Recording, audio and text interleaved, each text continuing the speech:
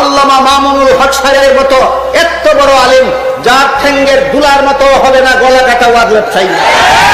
আল্লামা অলিফুরি সাহেব কওমি অঙ্গনের একজন সম্মানিত মুরব্বী।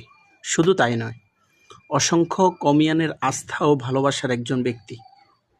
আল্লামা মামুনুল হক সাহেবকে ঘিরে যেই বিষয়টি তিনি তৈরি করেছেন, সেটি কওমির অন্যান্য সম্মানিত মুরব্বীদের নিয়ে বসে সহজে আলোচনা করে সমাধানের পথ বেছে নেওয়া যেত।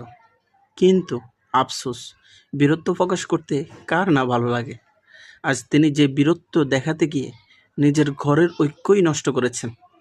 এখন প্রশ্ন হলো, সেই বীরত্বের মূল্য কোথায়? আজ বাস্তবতা হলো, কওমি অঙ্গন 3 ভাগে বিভক্ত। একদল অলিফুরি সাহেবকে নিয়ে সমালোচনায় ব্যস্ত, আরেক দল আল্লামা মামুনুল হক সাহেবকে নিয়ে ব্যস্ত, আর তৃতীয় একদল কওমির এই অভ্যন্তরীণ গোতাগুতি দেখে শুধু দাঁত কিলিয়ে হাসছে।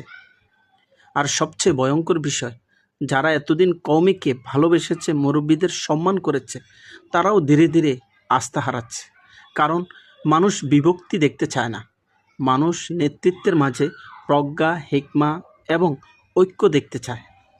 আসলে আরামদায়ক চেয়ারে বসে হিরো হওয়া সহজ, কিন্তু তাগুতের চোখে চোখ রেখে তাগুতের মসনদ কাঁপানো বড়ই কঠিন।